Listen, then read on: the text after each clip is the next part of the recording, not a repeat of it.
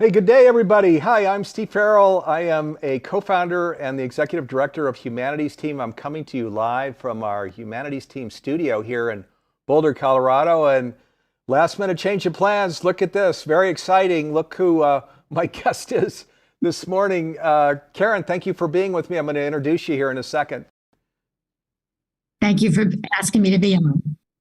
All right. And boy, this is extraordinary. So, as people may know, Sage Dyer was going to be here. She has strep throat. She's back east. Karen Noé lives right near Sage, also back east. Karen is the renowned medium that got this whole thing, Wayne Dyer family thing going, and so much more. I mean, her story starts way before Wayne Dyer and today, all the way to today, and really cool things that are happening. So thanks for being with me. So big shout out to Karen Noé's friends, Humanities Team friends, Humanities Stream Plus members that are here in the studio with us. I can see a lot of you on camera, so I'm going to wave at you. Thank you for being here.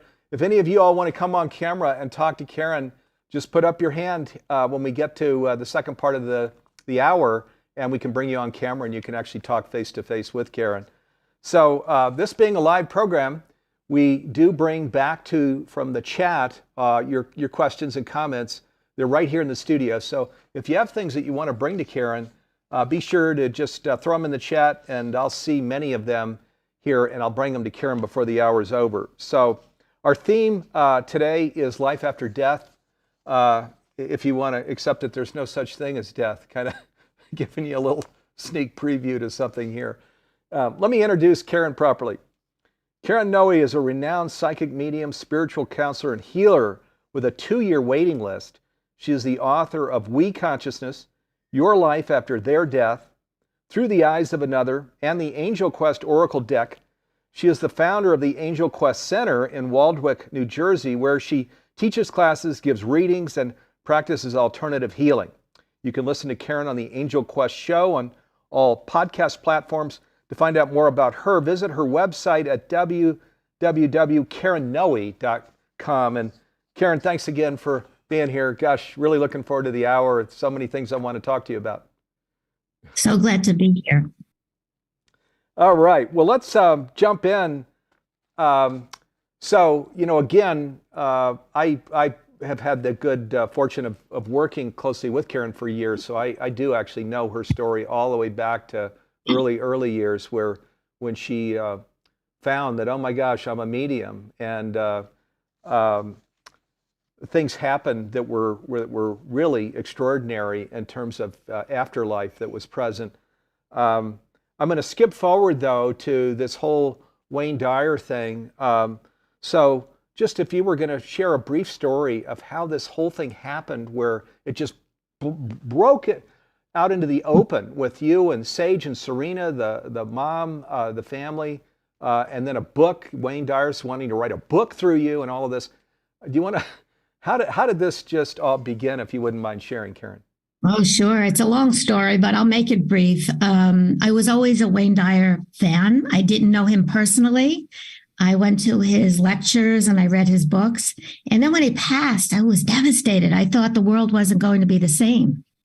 And so I had Serena Dyer's email because she was on my podcast to promote her book, Don't Die with the Music Still in You. It's a really good book.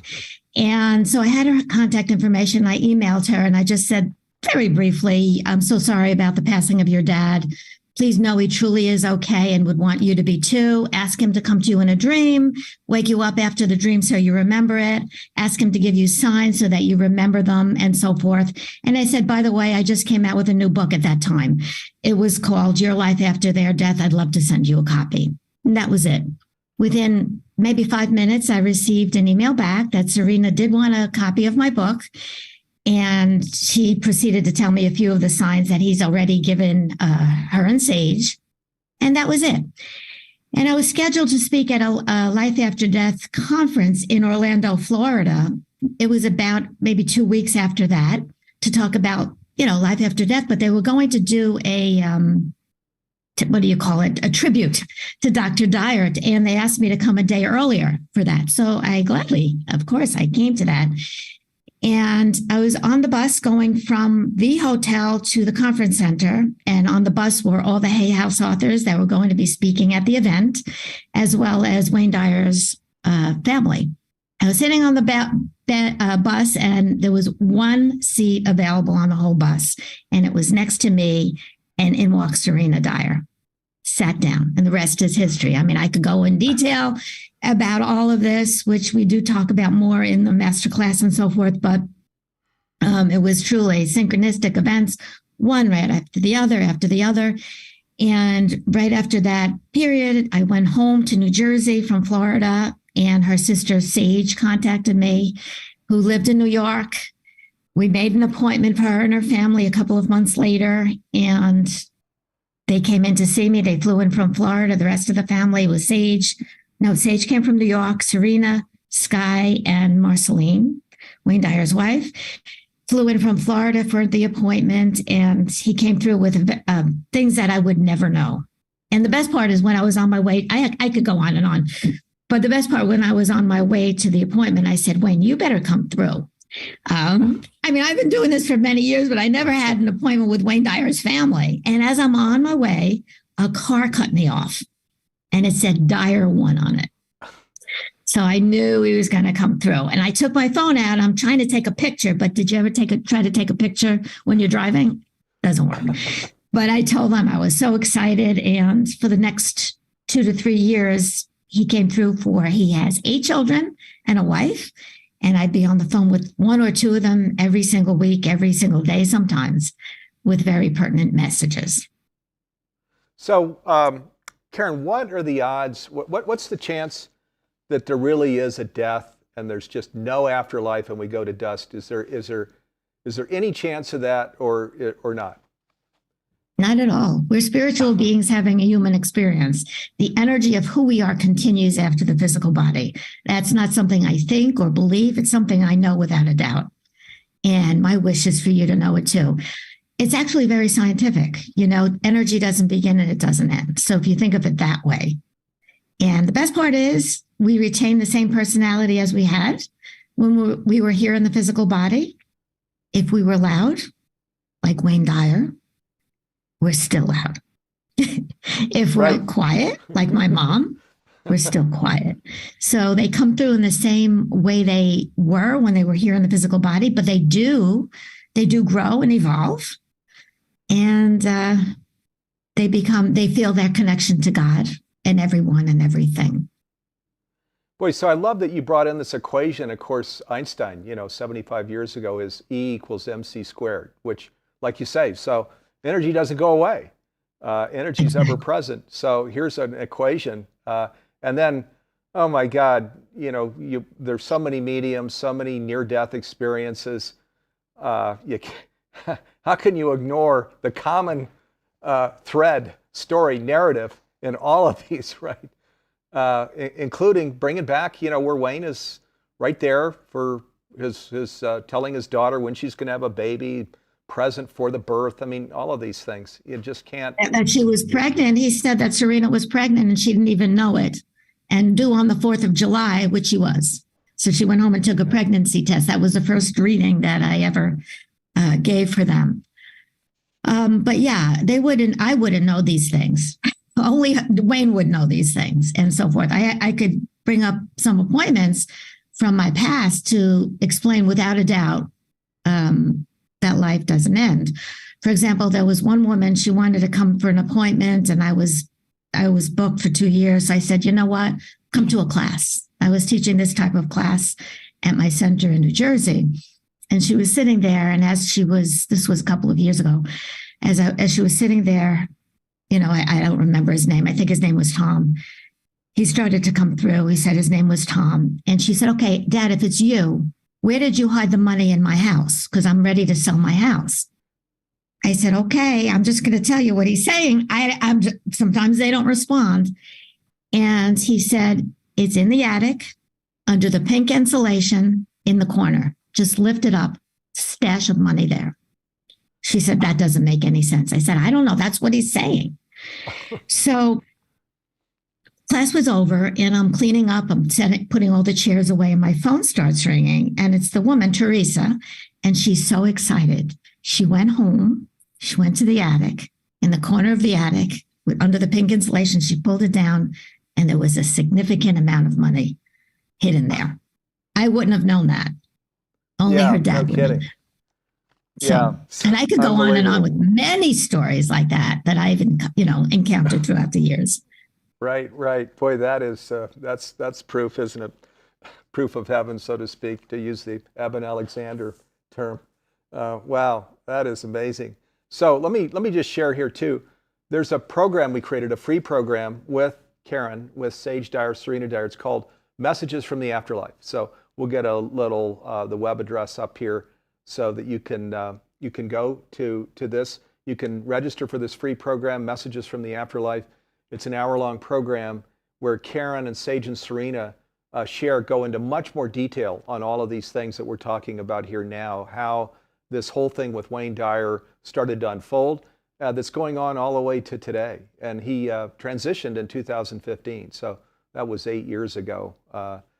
Truly amazing, and I can share as well, just doing the work that I do here in Humanities Team, there is no such thing as death. Karen and I were chatting before coming on screen here, and these narratives we grew up with, that we were lucky sperm, and then we, just a random life, and that there's this universe that we live in that's dog eat dog, and we gotta change this narrative. This is what Humanities Team is devoted to when we say make conscious living pervasive worldwide by 2040 in 17 years. That's what we're talking about. The new story, the new narrative, what is true, ultimate reality. We really understand how it works, so we can make sure our own ladder is leaning against the right wall, and that's what Karen is devoted to. It's why we love working with her. Yes, of course, she has a 2-year waiting list. Of course, she's extraordinary as a medium, so people want to come and meet and be in touch with their loved ones. But her real passion is teaching you to be in touch yourself with your loved ones, your guides, and your angels. Do you want to talk a little bit about that, Karen? Absolutely. I mean, I love doing the messages, but I would rather teach you how to do it yourself, because I always tell when my clients come, the appointment, the hour, people are coming through, they're so excited. But I say, okay, this is 1 hour. That's it. I want to learn how to, do this yourself. So tomorrow, the next day, when your loved ones are giving you signs, ask them to come to you in a dream and wake you up after the dream. So you have this constant contact with your loved ones. And they say, well, am I bothering them?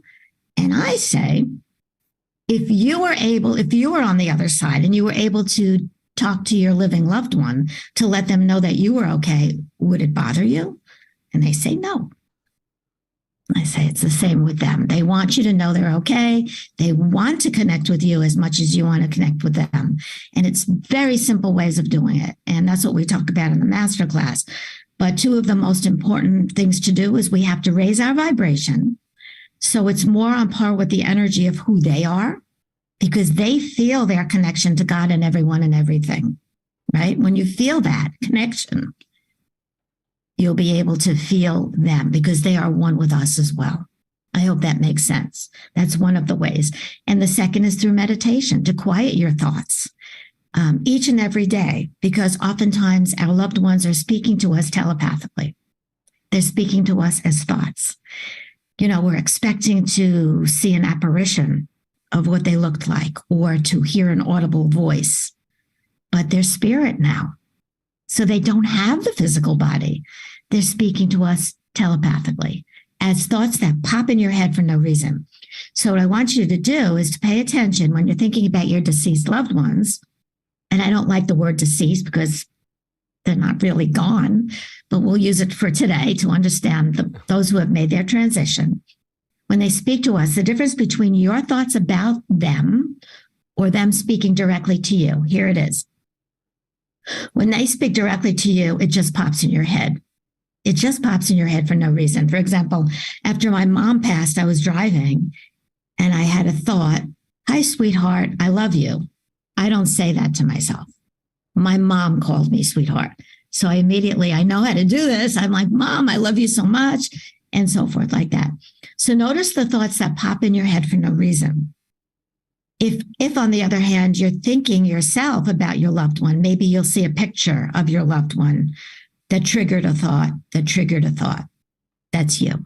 So notice the thoughts that pop in your head, and notice the thoughts that originate from your acknowledging something about your loved one. And that's the difference. And once you're aware that they're with you and they're communicating with you, they'll continue to do so. They'll give you signs. They'll come to you in dreams. It's very exciting. And yes, you could do it too. Every one of you can do it too. I promise. That's right. It's just like you share. It's like playing a piano. So the more you practice, the better you get. But that skill it's latent. It's there though for everybody. And Karen has a real passion for this. So let me share. There's the free program called Messages from the Afterlife. I encourage everybody to sign up for that and watch the free hour-long program. Then for people that want to go deeper, there's a masterclass that we created called Life After Death. It's got 55 video trainings. It's 16, sometimes 24. This one has 55 video trainings. And Karen takes people through the whole process of becoming a medium. So she's training you to become a medium. So all of you that are here with us in Humanity Stream, plus that are in the studio with us, boy, you dive in to Life After Death. You don't want to miss that opportunity. And then for those of you going through the free program, Messages from the Afterlife, if you want to go deeper and learn to be in touch with your loved ones, do look into Life After Death. That the cohort starts on May 30th. So Humanities team, Karen, Sage, Serena, we're all going through starting on May 30th. And people that purchase the Humanity Stream option can start in right away. So if you register for that masterclass today, Humanity Stream, you get the whole thing actually becomes available to you right away. So that's really pretty neat. Okay, a couple things here. I forgot to shout out to John Raymer and the Sign Network, sign.network. I want to make sure you check them out. They're really such a force for positive change and good on the planet. You want to check them out. I also want to share these things that Karen is talking about, we do in our own home, and largely because of Karen. There are also some other talented mediums we work with. One of the things Karen shares is talk out loud to your loved ones. So guess this past Sunday, Mother's Day. Well, guess what we did? So Stephanie's mother is interred just in the south of town, and we brought fresh flowers over there and had a big, beautiful celebration conversation. Artie, we're so delighted to be here with you. Do you love these flowers? We brought your favorite color, orange, on and on and on. And you can feel her, just being delighted right there with you. It really works. Then also today, this morning, I've got a number of different practices, some that are more metaphysical and some that are like this, where I'm actually just putting myself in that place to be present with loved ones that have passed. This morning, my dad showed up. There was something going on with my son, so my dad often will show up for these kinds of things, and he comes in with very specific things. So this works. My grandmother once showed up, which was funny because I wasn't that close to this particular grandmother. I was kind of shocked where she tapped me on the shoulder and said, "Hey, I really, I need to tell you some things." And this was for my wife. And I was like, wow, that was something. So this stuff really works. This is the furthest thing from tree hugging, okay? This is real science, real energy work, and we can all do it. So, okay, so many things we can go to. Just if we were to talk a little bit about Life After Death, the masterclass, and the program you put together to train people to become a medium, can you maybe just talk a little bit about that, Karen? About the masterclass? Yeah, the Life After Death masterclass. Sure. Well, it starts off, it's the story about Wayne Dyer coming to me, and he was so excited to talk about the afterlife, but he was also so excited to talk about the we consciousness, which is the interconnectivity of everyone and everything. And whatever we do to ourselves or another, it affects everybody because we are all one. So he came to me singularly for his family. and with messages that only they would know, so that they indeed knew it was really him. Very personal messages that some of them we can't even share, but they know without a doubt it was him. And he also came through as a group consciousness called the We Guides.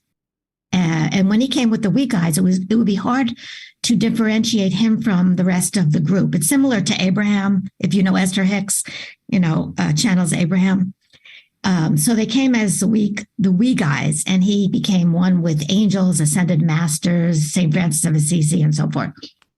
And they gave me 33 concepts of the We consciousness. So the first part of the master class is about that. The first, what do you call it? The first Video section, training or module. right? Yeah. Module. Thank you.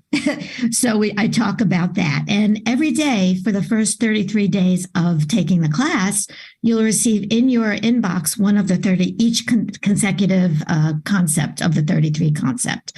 So that will be part of the life after death.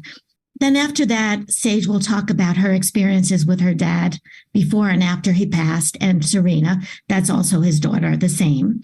And I'll be talking about how to connect with deceased loved ones, how to raise your vibration so it's more on par with the energy of them, so you can connect better, how to ask them for signs. I call them without a doubt signs, things that normally wouldn't happen.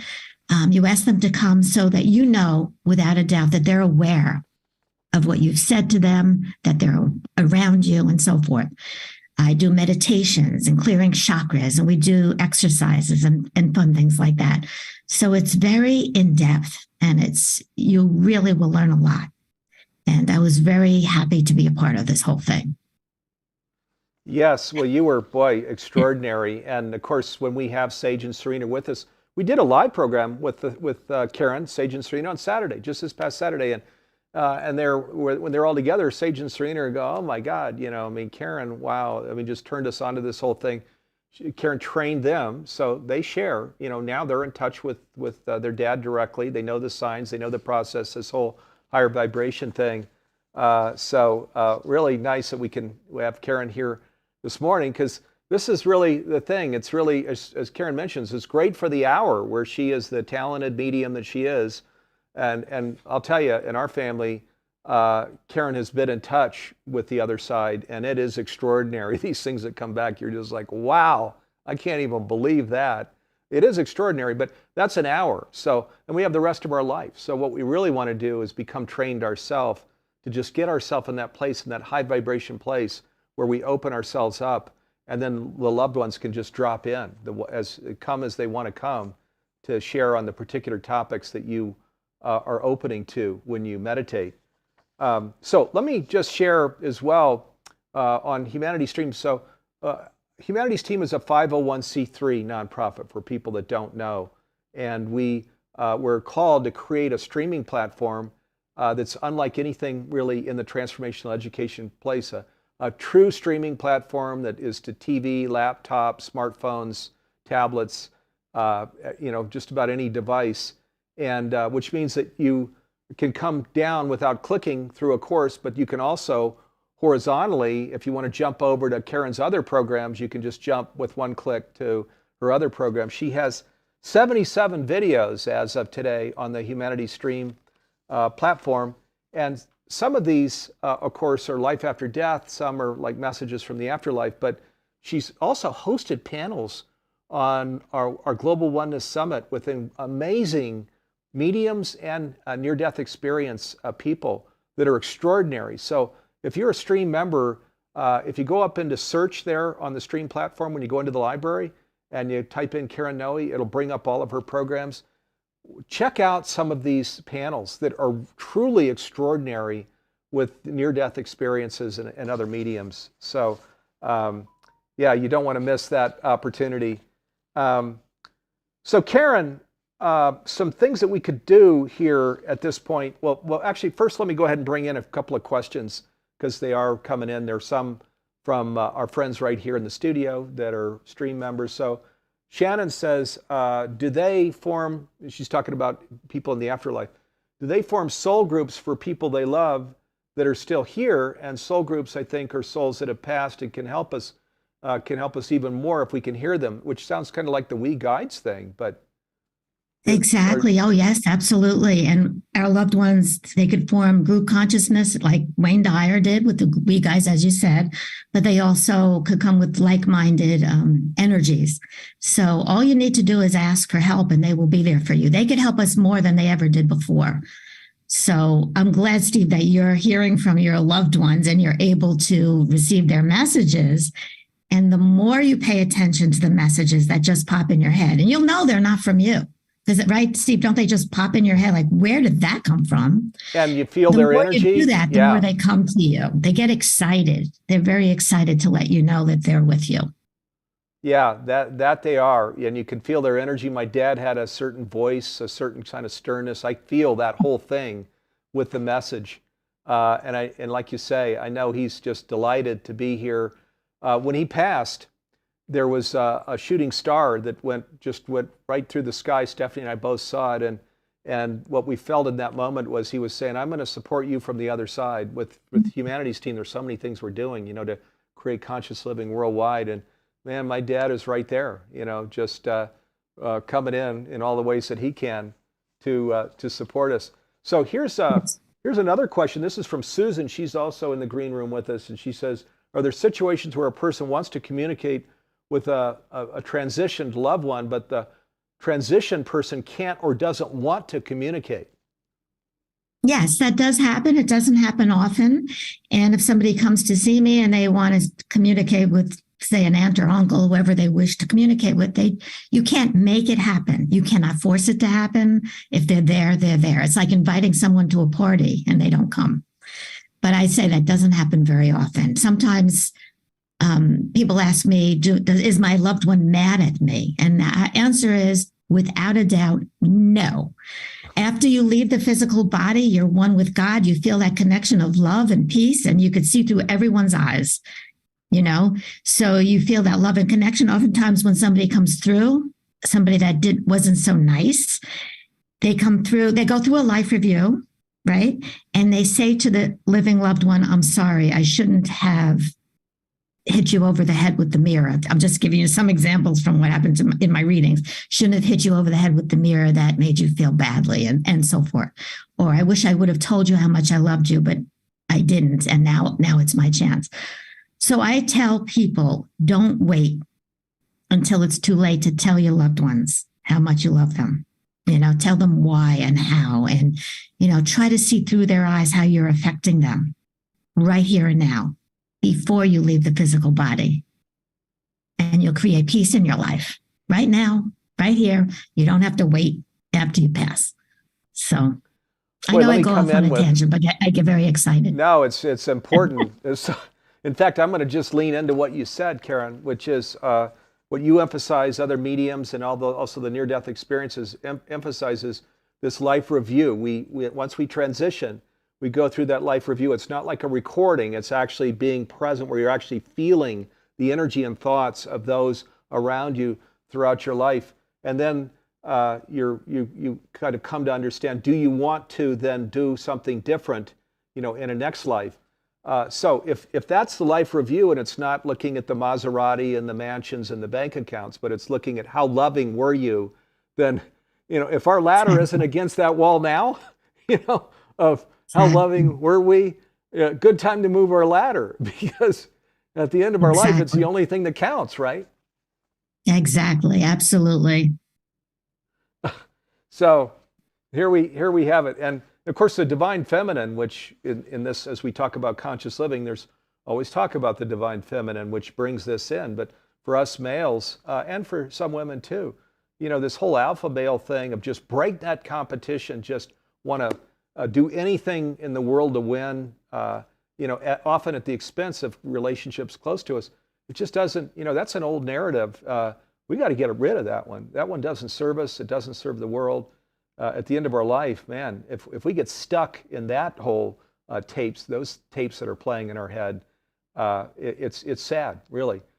In fact, I brought in my dad earlier, so I don't think he'll mind me sharing this. He was a brilliant, brilliant man, and but he was kind of up and down, emotionally. And one of the things that he brought through here after he transitioned was, he says, I kind of got stuck, in some of these tapes that were playing that were kind of, emotional with baggage. And I'm really sorry that happened, So, which is wonderful to hear that. But the invitation clearly to us is, boy, if any of those tapes are playing where breakneck competition, things that are other than loving with people, including those that really can't stand us and hate us, right, Karen? I mean, the invitation is here. Also with that, yeah. Mm-hmm. Yeah. So we just have to step back and see how we're affecting each person in our lives, each person that we come in contact with. And you may not agree with what they do. It doesn't matter. Try to see through their eyes why they do what they do with no judgment, because that's what happens after we leave the physical body. Yeah. Yes.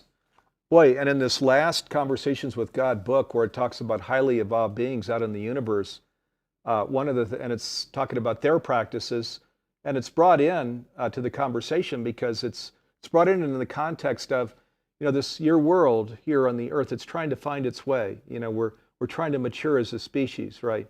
So the book, in fact, is called Awakening the Species, and it says that one of the things that in highly evolved societies is that there's no such word or process of forgiveness. There is no forgiveness. Why? Because what you're doing instead is you're understanding that people are always coming from the level of consciousness from which they can. In other words, they were doing their best. So you don't need to forgive. You just understand they were doing their best. So you skip the whole forgiveness thing, which is interesting. And another one is that you're sharing everything all the time. Boy, St. Francis, who came to you when you were a young person, Karen, he really kind of got that one and spread that across the world, didn't he? For those who don't know my history, I was always psychic and I was always a medium, but I didn't want to tell anybody. I didn't want people to think I was not in my right mind. But about 25 years ago, I was going through a difficult time in my life. And I just yelled at God and I said, am I going to be okay? And with that, I saw a light that came towards me from the other side of the room. And as it was coming towards me, I said, if you're not of God, please leave. Now, 25 years later, I know we're all of God. But at that time, I was in a different level of consciousness. But I said, if you're not of God, please leave. What I meant was, if you're not of a higher vibration, resonating more on par with God, please leave. But it continued to come towards me and eventually enveloped me. And at that time, I heard an audible voice that said, Lucia Lucina, Bella Lucia Lucina. I don't know if there are any Italians here, but it means light, beautiful little light. And I have since learned through meditation and subsequent visits that it was St. Francis of Assisi, who doesn't want to be called St. Francis. He just says, call me Francesco. And he's been guiding and protecting me ever since. And he's part of the we consciousness, and probably why Wayne Dyer came to me, because Wayne Dyer loved St. Francis as well. Francesco, boy, that's beautiful. I had heard that he wants to just be called Francesco. So yeah. now there's a question. Yeah. There's a question here actually that goes straight at you. You went right into it already, but Deborah says, can you identify some of the we guides for us? Can you sort of maybe go a little deeper into the whole we guide thing? Yes, it's hard to differentiate who exactly is in the we guides are, but it's a group of angels, highly, ascended masters, Wayne Dyer, St. Francis, and so forth. There are, Archangel Michael, Gabriel, Raphael, Uriel, all those angels, the archangels, and so forth. And Jesus, Buddha, Muhammad, all of them as well, combined in a consciousness. And it just feels amazing. When they're coming through, it feels differently than when the deceased loved one comes through. When a deceased loved one comes through, they come through with the personality of who they were when they were here, as I said before, in the physical body. When the guides come through, it's just pure love and pure peace. It feels amazing. So different than an individual consciousness. By the way, when the Dyers first came to see me for their first appointment, Wayne was so excited to talk about the afterlife and the we consciousness and the interconnectivity of everyone and everything and all this, how we're all connected and don't whatever you do to yourself or another affects everyone. And when they came in, he said, do you want to hear about the we consciousness or do you want personal messages? And they all said personal messages. And Wayne, I felt his energy go, really down, but he was glad to give them personal messages because they wanted to know if it was really him. And he sure did. He gave, very specific messages to each and every one of them. And he spoke to them differently. He spoke to Serena very forcefully. He spoke to Sage a little bit less than that. And when he spoke to Sky, it was very soft. And you could tell he spoke to them. They said, that's exactly the way he spoke to us when he was physically here. Don't we all do that with our children? We'd speak to them differently. We do. Yeah, we do. Wow, that is so fascinating too. So that's this We Guides thing and the book that was written through you. When did you get the sense, Karen, that you were to write a book from Wayne Dyer and the We Guides? Can you tell that story? Yeah, well, I would walk every day with my dog Duke, and Wayne and the We Guides would come through with another concept, and I would have to take my phone, and I'd be in the middle of the neighborhood, and I'd have to say because I didn't want to miss what I was getting, and I had all of that down, and finally they just said put it down in a book, and I contacted my publisher with Hay House. And they heard about what happened with the Dyers because they're friends with Wayne Dyer and his family. And within the day, I got a contract for We Consciousness. Wow, amazing. So, and this is part of when I mentioned the 55 video trainings, there's one video training for each of those We Guide teachings. That's part of this whole Life After Death masterclass that Karen Noé, Sage Dyer, and Serena Dyer created with Humanity's team. It truly is extraordinary. Honestly, as we've been sharing when we're all together, we do have visibility to many of these afterlife situations, but nothing as astounding, just jaw-dropping as what's happened here with Wayne Dyer. And I'm sure, as I've reflected on it, it's for a reason.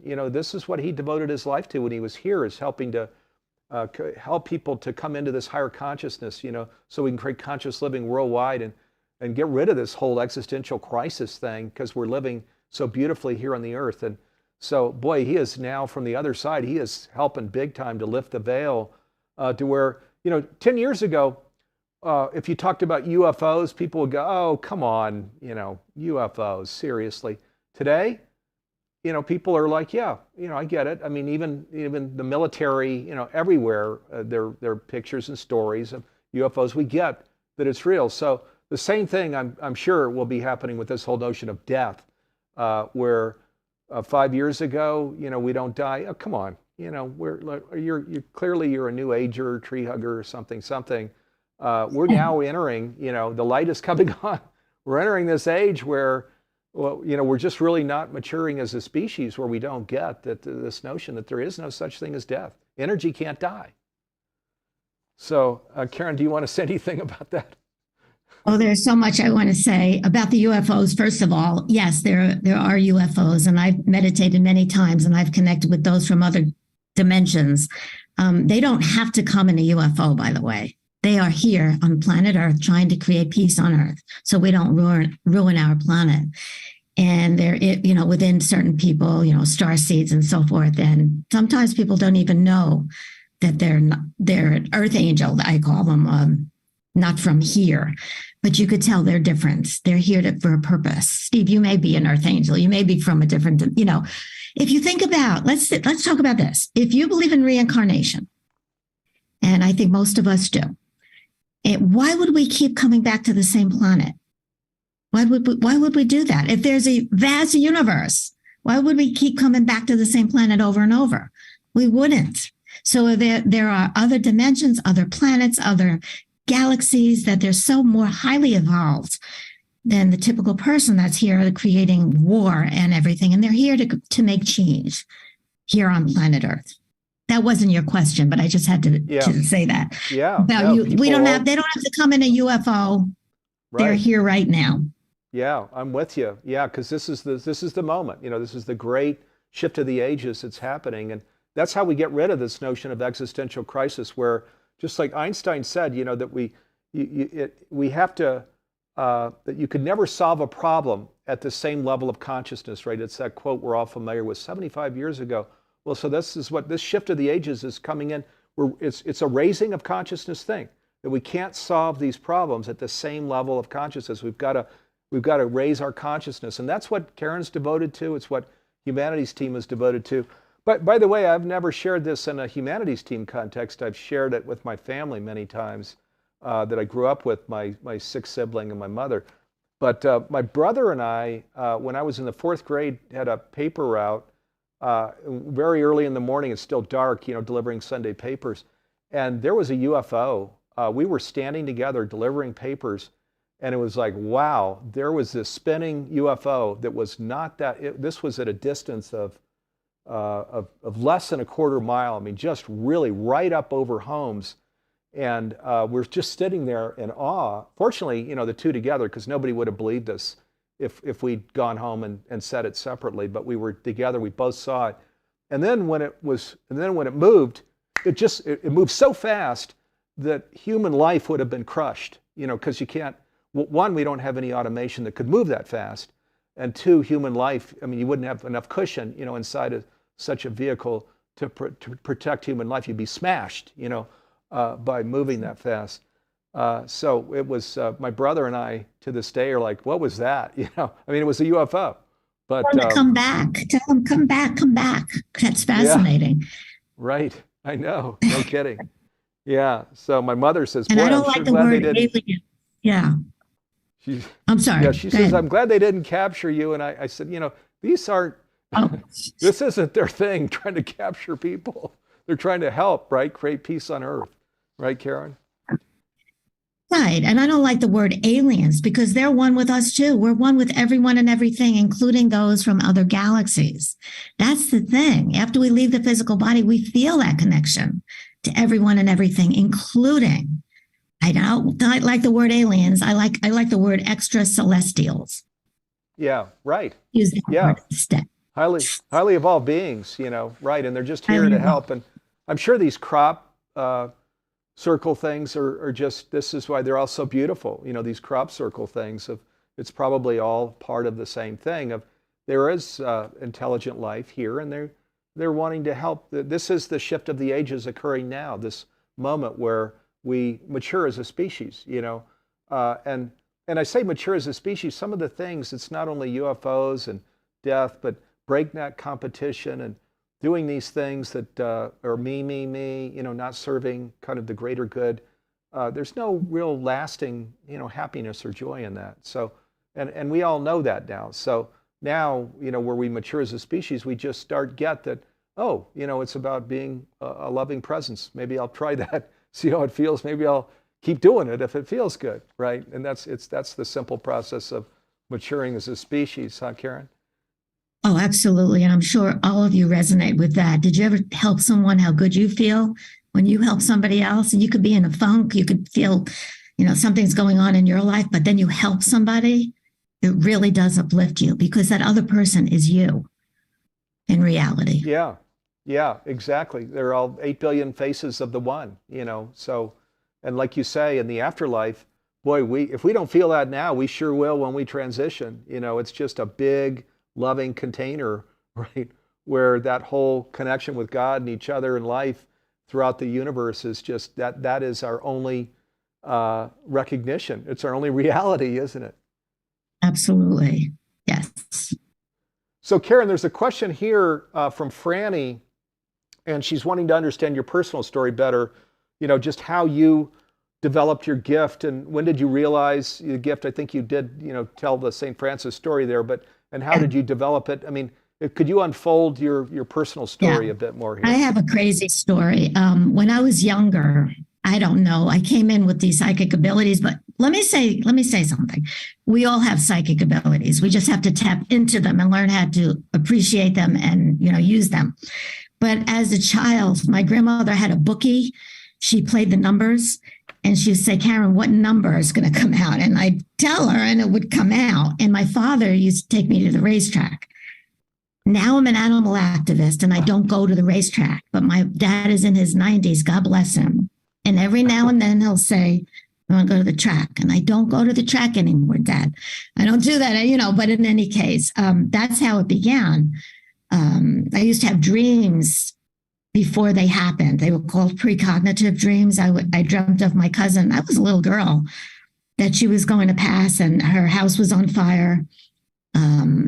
I didn't know symbols in those days. I would wake up and I told my mother, who told my cousin, what's going on is your house, you have a lot of paper in there. It ended up she had cancer. So her house is the body. And she ended up dying, a few months after that. But I had these psychic abilities. I always did. And I was always fascinated with the angels. And I always talked to the angels. And I always did that. So, I would feel my sister and I had dreams of my deceased aunt on the same night. And she was warning us that her grandson, Johnny, was going to get burnt by boiling water. And we both woke up with the same dream. And we warned my aunt. And indeed, what happened was, even with the warning and everything, I would call him my second cousin, Johnny, was burnt with boiling water. So crazy stuff, right? I know. But I learned to listen. These types, my friends used to say that I freaked them out because I would know things that would happen before they did. We'd be walking down the street and my friend liked this guy named Skinny Neck. She called him Skinny Neck. And Skinny Neck moved out of town and we're walking. I said, oh, I feel Skinny Neck. I feel Skinny Neck. She goes, oh, he moved away. And we turn the corner and there indeed, Skinny Neck starts walking down the street. So these types of things, you just have to be more on par. It really is. It's great. When you're on par with that energy, everything happens. You feel your connection to everyone and everything. You get the messages, the numbers, and all that stuff. Boy, absolutely. So let me just bring something in too. I think what so often happens to people is there's the worldly noise, I'll call it, that's just all the way our world operates, right? So the noise of it, and then the mental emotional roller coaster that goes with it, right? Good day, bad day, feel a victim today, oh, this kind of thing.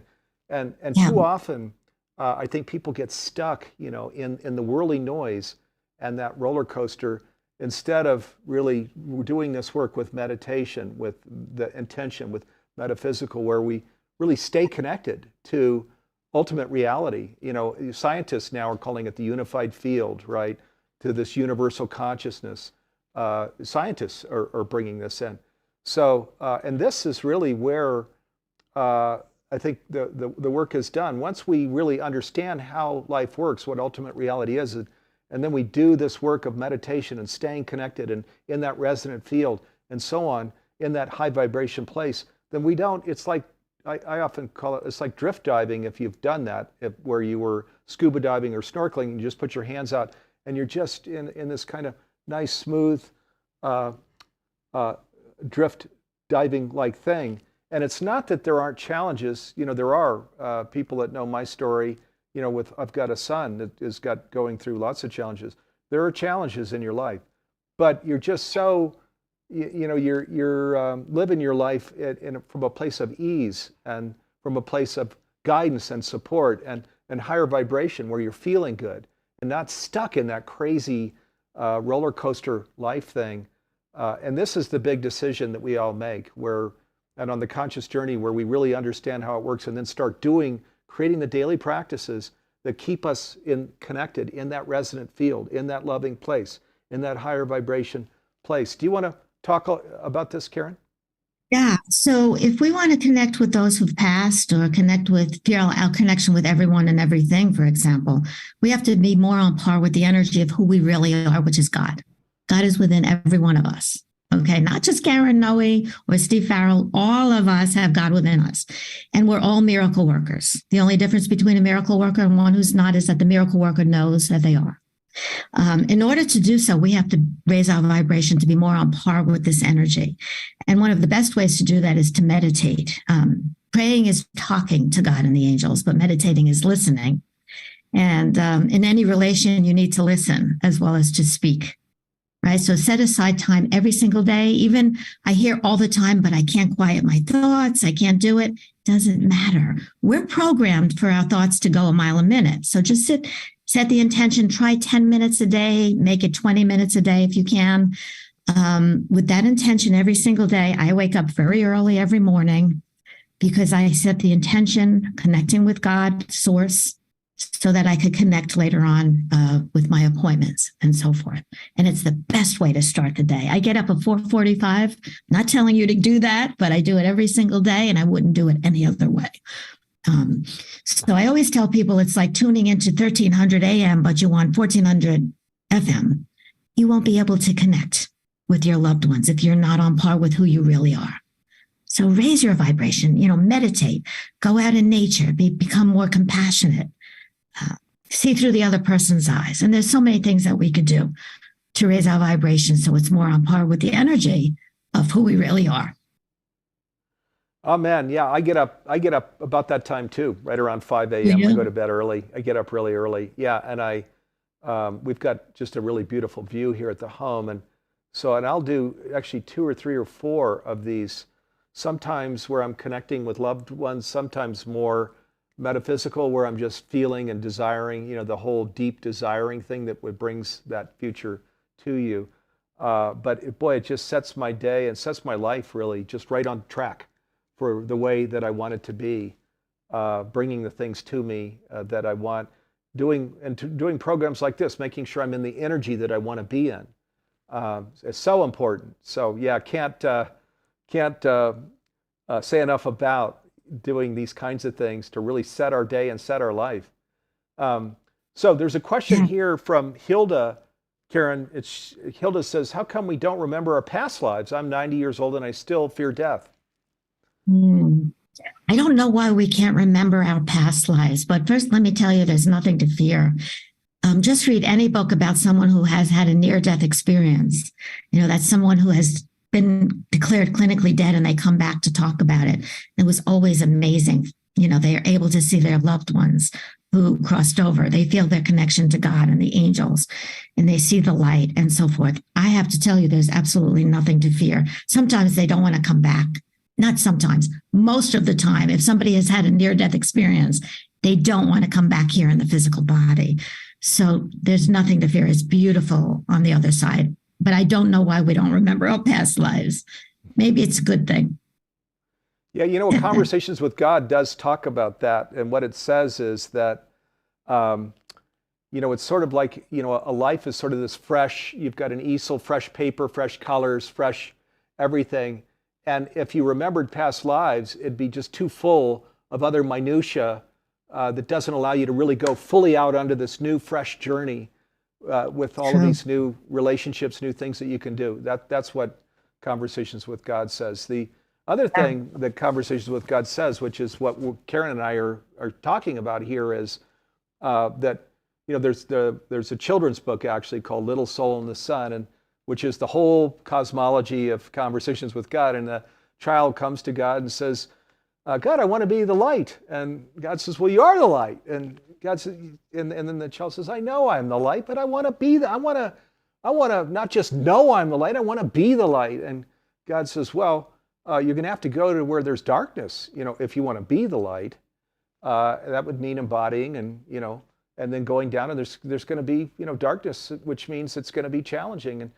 And the little one says, that's what I want. I want to be the light. I don't want to just know I'm the light. So boom, he embodies and comes down, and sure enough, there's darkness. There are people angry, upset, all of these things that are darkness that we experience in this world. And the little soul learns to just stay what we're talking about, being a loving person, a healing person, staying in higher vibration, and then goes back at the end of his life and says, wow, I did it. I was the light, So that little story there is kind of the whole, I think, invitation, that all of us, we decided that we wanted to be here now. There's nobody embodied now that just was kind of forced to be here. We were all that little soul. I want to be the light.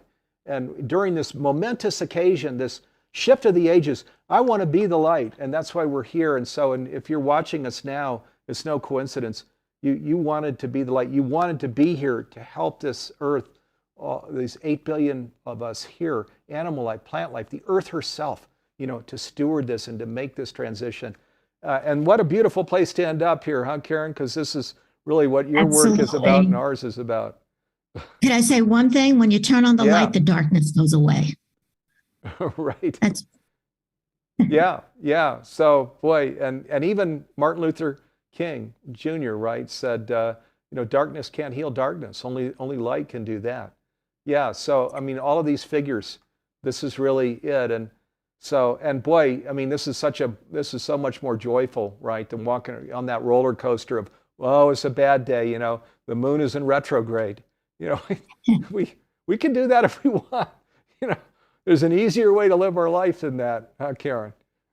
Oh, absolutely. Yeah. All right. So, just remember who you are. You have God within you. Just resonate. That's right. In God power, right? Yeah, with no separation. So, yes, we can look up in the clouds, sure, down into the earth, but there's no separation. Right here, right now, the fullness of God is right here, right now, and that's how, when we start harnessing these powers as conscious individuals, that's how we do it. And of course, the other thing is where it's really ourself with a capital S. So it's for the earth. We're not trying to manifest a Maserati. This is we're at peace on earth. Loving presence, healing, where we're really putting our focus there. You watch the miracles come. Because what happens? It's like there's this ocean, and we're a faucet, for healing of the whole ocean. And the ocean says, "Oh, so you want to support the whole ocean, little faucet?" And you say yes, and then watch that faucet get turned on, and the people come into your life, and the resources and the miracles happening, because you're this is this whole circular thing. You've identified yourself as one that's here in support of the one, of life that is trying to find its way. We're trying to mature this species, and boy, God is going to work through you in the most amazing way. Absolutely true. So, Karen, let me ask you just, what can be frustrating. I've talked about this even in my own life. There are people around us that can feel stuck as, they can even have health circumstances. They can feel as a victim. Life isn't going their way. What do you recommend then for where we have these people in our lives that are like this? Well, I would empower those people to understand that we're vibrational beings. Whatever we're thinking and feeling, we're creating in our lives. So we could heal ourselves. We could do amazing miracles in our lives, but we have to focus on solutions rather than the problems. We have to focus on what we desire rather than what we don't want. And when you plug into that energy, that's when the healing occurs. That's when the perfect job comes to you. That's when the perfect relationship. If you don't focus on what you don't have, or lack of health, or lack of money, or whatever, you focus on what you desire instead. And then amazing miracles happen in your life. Just know it. Create just like God does. If it's a young person that's just growing up that doesn't get it, that you can still just kind of keep bringing back around what is true. And at some point, they can get it, right? Absolutely. And the higher your vibration, the higher you'll manifest. So at first, you may want the car, the job, the relationship. We all do. And there's nothing wrong with that. But then you'll start to say, I would like to make a difference. I'd like to make a difference. And that's when you really get the amazing miracles in your life, and people come into your life. They just show up. The universe works in ways to come through for you, to make things happen. So just be on the lookout for that. Absolutely. Yeah. Boy, and you don't have to look too hard either, because it'll just, right. just come, yes. just come soaring in. Wow. So, Karen, thank you so much for being with me here during the hour. What an incredible hour it's been. And Karen was going to be at the 12 Pacific time, but she moved into this earlier slot where we have even more eyeballs out in the world. So wonderful to have you with us, Karen. Wow, what wasn't this fun and important, the ground that we covered here this morning. Thank you so much, everyone. Angel blessings to everyone. Yeah, thank you. Thank you. So Karen Noé, thank you. And just all of you that are here. So the John Raymer, Sign Network, Karen Noé's friends and partners and colleagues, Humanity Stream members that are right here in the studio with us. We can see you on screen, so I'm going to wave at you there. Okay, thank you. They're waving back. Hooray. Wow, what a great hour it's been. Humanities team members, so we're out on Facebook, all of our Facebook locations, out on actually locations far beyond those because of the Sign Network. So thank you for spending the hour with us. What an hour it's been. Very exciting. We'll be back with you live next Wednesday at 9 a.m. Pacific, 12 noon Eastern. So enjoy your week, and thanks again for being with us. Really an extraordinary hour today. Love and peace and blessings, everybody.